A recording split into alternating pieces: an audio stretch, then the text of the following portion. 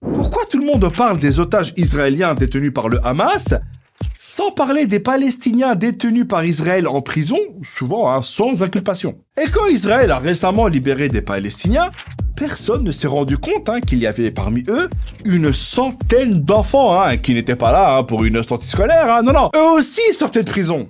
Du coup, on va voir comment la seule et unique démocratie de la région a mis en place un système de kidnapping pratiquement légal des Palestiniens. Faut savoir que chaque année, Israël met plusieurs centaines de mineurs palestiniens en prison. Ça veut dire que si tu habites à côté d'une de ces prisons et que tu ouvres ta fenêtre, t'as l'impression de vivre à côté d'une école. Sauf que là, les parents n'attendent pas 15 heures pour récupérer leurs enfants, mais plutôt 15 ans. Je crois que là-bas, c'est tellement courant qu'ils pourraient limite en faire une série.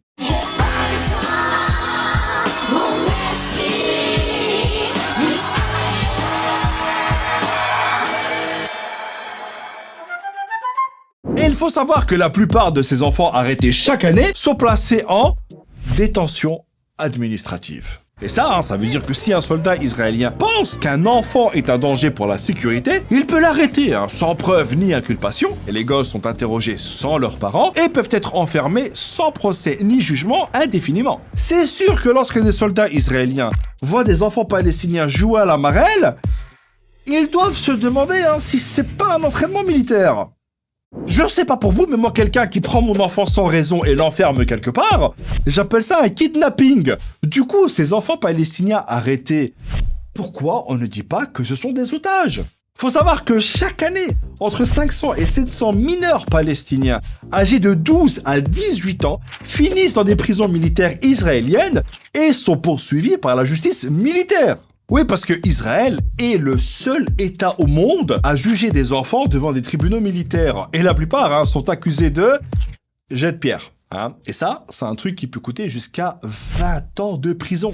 À la base, les enfants qui jouent à pierre, feuille, ciseaux, ils ne le font qu'en présence de leur avocat. On ne sait jamais. Et je me dis que le soldat israélien qui arrête des enfants, il doit faire galérer son psy. C'était une journée ensoleillée, docteur. J'étais là en train de mettre une amende à une poussette palestinienne mal garée. Et là, je vois un enfant. Moi, par pure gentillesse, vous savez, je lui dis, les mains en l'air, mets-toi à genoux. Et qu'est-ce qu'il fait? Il me jette une pierre, une pierre. J'ai vu ma vie défiler devant mes yeux. Et aujourd'hui, quand mes collègues m'envoient des vidéos de ce qu'ils font à Gaza, je n'arrive même plus à rire. Et ces enfants palestiniens emprisonnés, je ne pense pas qu'ils aient des posters de Mickey dans leurs cellules ou qu'on leur raconte une histoire avant de dormir, vu qu'ils sont victimes de mauvais traitements physiques, émotionnels et même sexuels. Ah oui, en Israël, les bouquins qui parlent des droits de l'enfant, je crois qu'ils sont encore sous blister.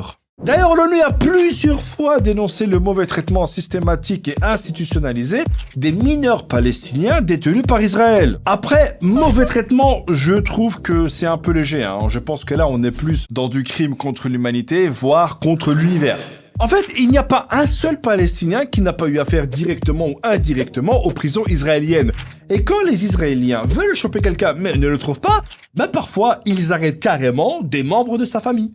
Je crois qu'Israël préférerait qu'on ne mette pas aux nouveau-nés palestiniens des bracelets avec leur nom, mais directement des bracelets électroniques, vu que, visiblement à peine nés, ils ont déjà un casier judiciaire. Et tout ça, c'est pour les enfants qui ont la chance d'être arrêtés, parce que de plus en plus souvent, c'est une balle qui les arrête, vu qu'il y a une hausse du nombre d'enfants palestiniens tués par les forces israéliennes. Non seulement ils en tuent de plus en plus, ce qui est une dinguerie, mais en plus, quand ils en tuent, il y en a qui font des dingueries sur la dinguerie. Regarde, quand t'as des soldats israéliens qui ont tué récemment 2 enfants de 8 et 15 ans en Cisjordanie occupée, qu'a fait l'un d'eux? Il est descendu de son véhicule pour prendre une photo avant de tranquillement partir. Et les soldats israéliens qui font ça, je me demande s'ils ont des regrets. Vous savez, docteur, hier, j'ai tué 5 enfants palestiniens et je regrette. Je n'arrive plus à vivre, je n'arrive plus à manger, je n'arrive plus à me regarder dans la glace. Parce que depuis hier, je me dis que j'aurais dû en tuer plus. En fait, avec tout ça, Israël fait tout pour dire aux Palestiniens que, quoi qu'ils fassent, leur avenir n'est pas entre leurs mains, mais entre les mains d'Israël. Vu que peu importe leur âge et la raison, Israël peut à n'importe quel moment mettre des Palestiniens en prison. Ciao.